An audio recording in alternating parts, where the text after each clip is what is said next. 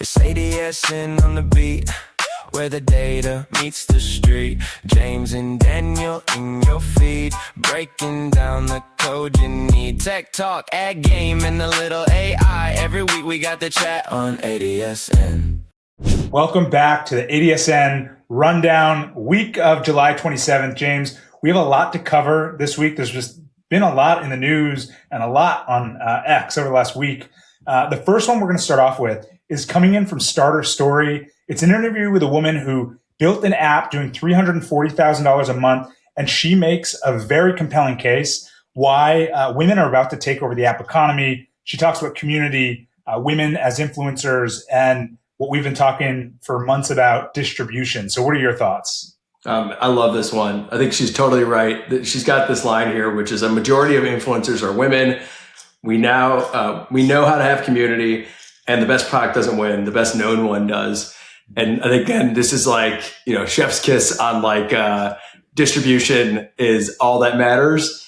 And I think, if you go through Instagram, there's so many just like incredible female content creators. And I think you start to tie that to the ability to vibe code and to build products. I think it's going to get crazy. And I don't think it's going to be like women building products for women. I think it's just going to end up being now that, I think you're going to just see like a huge influx of net new engineers. And I think the percentage of those net new engineers from vibe coding is going to be proportionally more women than men. Like that is like a prediction I think happens pretty soon. I wonder if there's a way we could track that. I think I don't know that we can track that. Maybe anecdotally, some women building stuff. Let's get you on the pod. Let's talk about what you're building. But I also think that, we've already seen this influx in app store submissions, right? And apps entering the ecosystem. And I think I think it's a pretty spot on thing to think that it's going to be the hobbyists, the people that haven't had access to engineers or didn't have access to that training, being the ones submitting these apps. And as you said, like disproportionately historically, it's been women, but women have, on Instagram, on TikTok, on many of these channels, they are the creators. They're the knowledge creators. They are the traditional influencers. When you think about that, they already have built-in distribution. This is a no-brainer. I'm excited for this one. Yeah, and it's really cool. Like as these media companies become tech companies, it's just going to be really interesting to see, like Color Daddy, like if they start shipping out. Obviously, they do all these like physical products, like the CPG products, but it's sort of obvious now with all these AI tools that they're going to get into digital products as well. And the margins on digital are much different. So yeah, I think there's going to be some very, very wealthy women that enter into the I love it. Very soon. The great equalizer. Yes, I have two girls, and so I will be a disproportionate beneficiary of this, perhaps over time. Yes. Speaking of distribution, we have two behemoths. We'll get two stories, but two behemoths to start with: Meta and Shopify. This story coming out over the weekend from a Canadian outlet, of course, that Meta, launched their solo app Sellers, which many are viewing as a competitor to Shopify or a future competitor because it's got merchant tools. I kind of think this is really about them formalizing marketplace and starting to build tools to bring on real sellers there. I think this is more, a competitor to eBay and Etsy over time than Shopify, but curious what you think. Yeah, I thought this was a really bad take. I posted that on X. I thought it was stupid, to be totally honest. But I think it's a really good tool set for them to go compete against like the whatnots of the world over time and a lot of the TikTok shop stuff. I think Meta is still, you can tell they still haven't nailed kind of their commerce strategy. And so I think that's a good part of it. I don't think you look at how time is being spent today across the internet, and Shopify is only getting stronger as time gets more distributed. So I feel like Shopify has now gotten to escape velocity where Meta actually is just not big enough because you spend so much time on the chat apps, on Meta, and on Google to actually really hurt Shopify. Their whole entire premise is help you be omnichannel. And so I think Yeah, I don't think it's unheard of. And also, like, we've heard this anecdotally, and I know this anecdotally, and then also as a fact, is there's like a really real alliance between Shopify and Meta. The manager teams are friendly. This is not what this guy said it was. So bad take, but I think it will be cool for Instagram to get more in shopping over time. Yeah. And then the other story related to this is this one getting dropped by Business Insider, Nathan McClone from over there, that TikTok is starting to test a rival to Amazon Prime as it's looking to create a US e-commerce giant. I think this is the least surprising news probably of the year, that TikTok wants to become an e-commerce giant. What I do think is interesting is that they're starting to really go head to head with Prime and go after sellers, put together consumer facing kind of services to make that more compelling. And the same way that Meta's trying to get into commerce, TikTok's now trying to get into commerce. You said they own the distribution, and so they need to get closer to the payments. Same way Amazon has tried to do social, same way Shopify has tried to do forms of social. The convergence was inevitable. Yeah, no, I remember, I won't name names, but we were at a meeting at TikTok a couple of years ago. Do you remember what I'm talking about? I do. And they told us that their competitor in their eyes was 100% Amazon, not Meta. And like this has been on the roadmap forever. They, I think, had, given all the legislation stuff, they probably had to take a little break. I do think TikTok's done an incredible job of staying out of the press. You kind of don't really hear anything negative about it. That whole spin-off deal, like, I've talked to people who are currently at TikTok. Like, it's still very much Chinese run. Like, it's not like this. It's like it changed the ownership approach, not the not like the strategy and like operation side of it.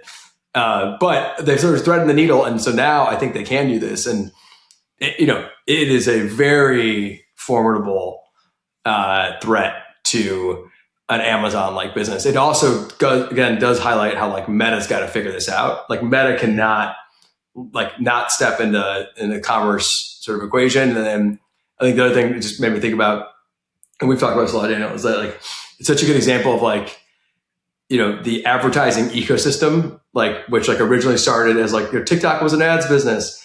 But like an ads business is usually fueled by like merchants. And so now it became like the ads business became like a selling business. And now it's going to become a payments business. And then from a payments business, it's going to end up becoming a logistics business. Like it's crazy how full stack it all becomes. So yeah, this is a big one. This will be very important if they can pull this off. Yeah. Which also makes it even the more interesting that there was a bid to acquire TikTok by Amazon, right, a few years ago. And could you imagine too if AppLovin was trying to get TikTok? Imagine what that looks like, because that's like what Amazon DSP, in the future looks like, right? Like that thing would be such a monster. Like you could not draw up a more compelling offering in some ways than AppLovin and TikTok combined, and all of that flowing really from TikTok ads, right? Mm-hmm. With all that signal, it would be crazy. So I get why Adam wanted to do that. That would have been a pretty baller move. That would have been pretty fun to watch. Yes. All right. Next up, we got Packy McCormick, always with great takes. This one, I love because he just talks about capitalism. Capitalism is so beautiful. He's talking about Jensen Huang and Satya Nadella coming out in support of open weight models for AI, right? And really, he's talking about the benefit to bringing open models for the benefit of the entire ecosystem. Obviously, it benefits NVIDIA and Google long term, but it is great for the economy. It is great for capitalism. And so this one, just a fun one to include because, we're always just talking about, positivity, that technology is so exciting. This is one of them. Yeah. No, I think I'm obviously a huge fan of capitalism. I think very pro-capitalism. But I also think that the open weight stuff, it reminds me, it's like, in some ways, kind of when I think about it, like in context of ad tech, I always think about how like the trade desk is like all about being like open and like transparent, and like that's like the most important thing in the world. And I obviously kind of shit on that like often, I feel like, where it's like that is like, I don't know why transparency and openness in that necessarily is like really the key thing to like fight for and like make your life's mission, just like because like the advertiser's outcome is. But when I think about these AI models, I actually think it makes so much sense. Like this is a openness fight worth fighting for. Like to not understand why and how these AIs are coming back to you and what is driving them is insanity. And I saw something today where it was like, like Claude continues to like not answer questions. And so like, I find this now, Claude will be like, I don't think I should answer that. So you have to go over to Grok and you're like, what stupid thing did this thing learn? So I think it feels like the winds are shifting. I think this openness thing is going to win. And I think the Anthropic guys, it does sound like they tried to lobby. It's almost like what SBF was trying to do with crypto was like, trying to like manufacture like, legislative like capture, and like, but I feel like the wind has shifted and this thing's going to win. All right. Maybe we'll get another, what's his name? Michael Book talking about this. Michael Lewis. Michael Lewis. Thank you. It Yes. escaped me. Michael Lewis book on the, Michael, Okay. I've got Michael like a Book. dozen of them back there too, and I can't remember. Really? So great. We're going to keep this one in to shame me. We're not editing this out. All right. Michael Book. Michael Book. Thank you. I knew you'd save me, so I appreciate it. Yes. The next one we got up coming from the legendary Antonio Garcia Martinez.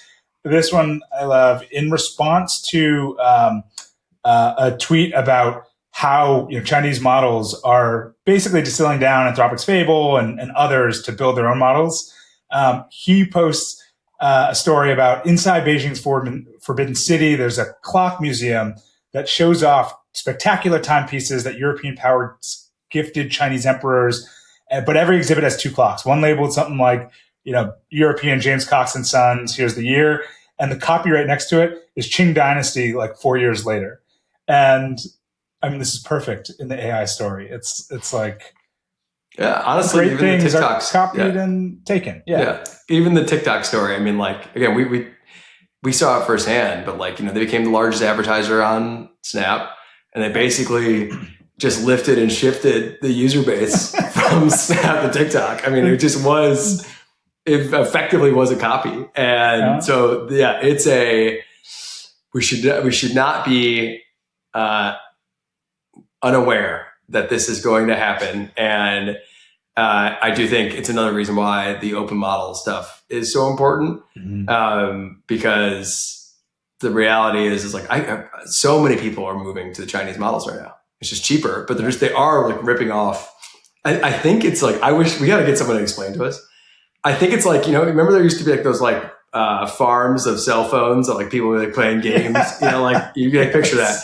I think I'm curious what distilling these things look like. Is it just like trillions of prompts into like, Claude.ai? Is that like really what's happening? Like just I've reverse engineering it. Yeah. Yeah. But it is like none of us know, certainly like people that aren't the researchers sitting in Anthropic and OpenAI, we have no idea how these things work, right? Like, we have a general sense because we're in tech, but like we're at like a 0.01%, and I'd put us like near the top. I know how to use it. I'm very good at using these things, but I have no idea how they actually work. Yeah. But then like, I don't know, this model, to us, it's the same. A researcher may look and be like, oh, this is trash, right? Like this is 10% the effectiveness. And we're like, I don't know, gave me an answer that seemed pretty good. Yeah. You know who knows? You know who I think knows? I think Mike Christo knows. Ooh, Mike Christo. Mike Christo. I think Mike Christo knows. Come on the pod. Yes. Come back on the pod. Let's get you back on here. Explain this to us. All right. What do you got next? All right, moving on. We're moving out of tech. This one coming from ExecSum. Breaking news, Jersey Mike's IPO is oversubscribed, 10x oversubscribed. They were seeking to raise $1.1 billion at an $8 billion valuation. This one, for a first, James, I'm going to pair it with another X post, and we're going to make this a bigger story. Also, pairing with that, Forbes, who knows, but came out with a headline that nearly 1 in 4 U.S. teens use food delivery apps during school hours. And so to me, this is like, we talk about AI, but then we talk about services business and in real life businesses. And to me, like Jersey Mike's is a perfect example of value just being created because they're in services, they're optimizing, probably using AI and operational techniques, but they're oversubscribed, they're doing a ton of value, and it is just part of life now to get this stuff delivered to you wherever you are, whenever you want it. Right? Like this is just life. Well, they have like it's funny, like they have the thing that you need, which is like they've cracked distribution, right? Because they're available in many cities, right, within some geographic region. They obviously, it's an interesting problem because it's like they've been able to sort of vertically integrate with the consumer via these delivery apps, and like, you know, they're just supply, right? Mm-hmm. That is like, you know, being basically met to this demand. It's like, I mean, it's ultimately they're all they are. I do think the club sub is delicious. But yeah, but I do think it is like, you know, now I'm curious over time if they go more full stack. I actually do wonder, like, you know, a lot of these guys have sort of moved off of delivery services. Like, it'll be interesting to see if they, like, what their aggregate take rate looks like over the next few years. So like if they, you know, because they're paying out a ton to these delivery services. But yeah, dude, $8 billion. It's like $8 billion for sandwich chain. It's amazing. Amazing sandwiches. They deserve it. Keep making it Mike's way. Yes. Yeah. All right. This one's a fun one. Nostalgia for us. Snap introduced what they're calling Now Playing on Snap Map. So our friends at Spotify, shout out to all our friends there, friends at Snap, have done a collaboration. You can link your Spotify account to actually share what you're listening to on Snap Maps. So not just that you're listening to music, but actually what you're listening to, save tracks, your Spotify library. You're making that map much more immersive and engaging. I'm going to make a prediction that the PM on this was roughly our age, because this is basically a ripoff from Facebook Blue, Open Graph, which was, did you remember that back in the day? But the Open Graph, where you could like see the stream of what everyone was listening to. Yeah. And it was, but the killer app for that was Spotify. Mm-hmm. And so this is sort of the second coming of that. I do remember, I can't even say the name of it, but there was a song, a really, really inappropriate song that someone was listening to at it was like at the shift office back in the day. And I remember an AE was listening to just a flagrantly offensive song. And it came up on the side and it was like, the person is listening to this exact song. So I think that may have some of that problem here, but it's cool. Snap's innovating and it's all back. I don't know. We'll see. It's something. I think they got to go. I still think they got to start shipping new apps. Like, go take some of your, and I tweeted about this. First of all, just like go find hot consumer startups. Like, they need to now do, you know, Yellow. Like, they got to do an accelerator again where they'll get you distribution. They'll trade you distribution for equity. Like, they can king make apps. Like, find sick apps, give them distribution, take a part of it, and go. Like, what are you doing? And then, but as part of it, like when they become ad supported, they have to be part of like the Snap ad network. Like, yeah, I love that. Someone do that, please. I love that. Pitch to Snap Evan. friends left. There's the business. Yes. Who do we know? Side business. Who's less? Russ. Russ, are you listening? Do that. Congrats, head of comms. Yes, good job. Yeah, he's amazing. He's the best. But yeah, you should do that. Anyway. All right. Rounding out before we get to our primary post of the week. This one coming from Ryan Detrick. I just really enjoyed this one. I'm willing to go bankrupt rather than lose this race, said Google's co-founder Larry Page on the AI race. And it's a chart basically of capital expenditures over the years between 2008 and 2024. Kind of hovers between 0 and probably $40 billion. And then, as you'd imagine, 2024 to 26, it goes from about 40 to about 225. But I love the sentiment. I mean, what do you want to do? You want them to not invest and lose the race before it even starts? Like, they got to win the thing, and they have to do it. And this stuff's magic. It's amazing how we've gotten so used to it. Like, I just did Function Health. Shout out Farnaz. She's a CTO there, I think now. And all I've been doing is screenshotting results, putting it into AI. It's like I have the smartest doctor in the world in my pocket.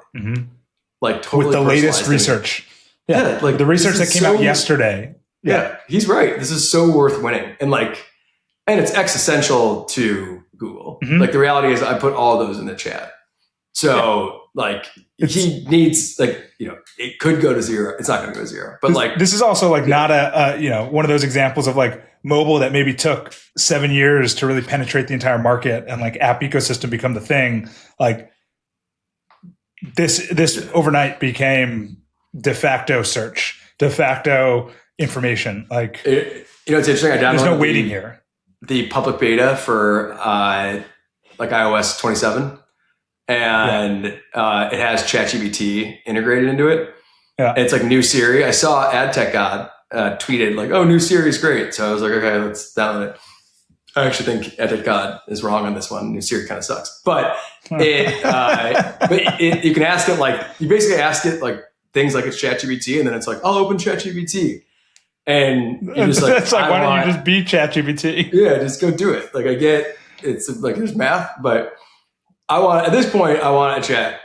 I use Anthropic for coding, and for PowerPoint. It's really good for making decks now. I sent you 16 decks this weekend. But I think chat is becoming search, and I would love to have a chat phone. I think that'd be so sick. And it's interesting because the Meta guys, Facebook always wanted to build a phone. They actually worked on that phone back in the day, the Facebook phone. Yeah. And they had that Android fork for it. But there's so many Facebookers there. And my whole thesis is this is just they're just taking every lesson they ever had from Facebook. So gaming and the phone, it's coming. Well, to me, it's the new equivalent of the Chromebook, right? That you didn't have a computer. You had a monitor that had access to the internet, to Chrome. Yeah. That was it. Yeah. That's what you had access to. I had a Chromebook. I used great. a Chromebook. They're $400 and you had 90% of what you needed. I used one for work at Snapchat for a year. And it was so stupid. It didn't do anything. You get on a plane and wouldn't work. Well, maybe not for work. Oh no, my God. I was testing it. I was convinced that it would make it all so much easier. Yeah, I'm an idiot. Anyway. All right. With that, now we're getting to primary post. You start us off today. First, I want to hear primary posts. Primary post! Primary post! Okay, there you go. Yes. My primary post is from, again, we need to be good friends with this guy. Sean Frank, he said he'd come on the pod, I think, but I DM'd him and I have to get back for it, but we'll get him on here. He says, can't win if you don't try. Start something, anything. If it works, congratulations. If it fails, you get to try again. Thought it's kind of obvious, but just I love the mentality. And I think all of us right now in this age of just crazy technological advancement need to be trying more shit out. And I actually think that's a good segue. Get to that first post we had about that woman talking about everyone needs to go ship something tomorrow. And I think you should do it. So we do too, which is a good, quick little plug for our next podcast that we're going to ship. This was teased yesterday on LinkedIn, but we will have a second podcast as part of ADSN. It is called 30 Minutes. It is the next iteration of the news magazine made famous by 60 Minutes. But stay tuned for that. So you can just do things, and if it doesn't work, no one will listen, and it's fine. Make sure to follow ADSN to get your weekly rundown and your 30 minutes. It's going to be great. Yes. What do you got for your post? My primary post this week. Big fan of Ashwin. This is probably the third time I've referenced him. Ashwin, Schwinnebago, marketing guy. He writes that moat in consumer and CPG is brand, distribution, speed, and cleverness, but it's often mistaken by product efficacy, feature differentiation, and IP. And I don't think this is just consumer CPG. I think this is almost anything that is consumer facing or even, business facing, like B2B, like oftentimes we look at it like, how can we differentiate? How can we build something that's a moat and proprietary and like works better, right? We talked about AI, that like these models perform better. That's not what the most consumers care about. They want a brand that they can associate with and like feel good about and resonates with them. Distribution is everything, as we continue to talk about. Speed is the most underrated skill here. If you move faster than everyone, you're trying more things, you're doing more than everyone. And cleverness, like you're just taking chances, you're doing things, you're like just doing things a little different. And I think I love this because I think it's for life. I think it's for CPG. I think it's for B2B software. Like we often miss the mark. So anyway, I love this one. I love it. I think if something does not have a brand, doesn't have distribution, is not done fast, and it's not clever, it is screwed. So that's I think that's a good, maybe we make that like the Daniel Ashwin, 4 steps to success. Yeah. This is going to be the Wayne Gretzky, Michael Scott kind of moment. Ashwin, Daniel. Yeah. I'll take it. All right. Later. I'll see you next week. Rundown. It's ADSN on the beat, where the data meets the street. James and Daniel in your feed, breaking down the code you need. Tech talk, ad game, and a little AI. Every week we got the chat on ADSN.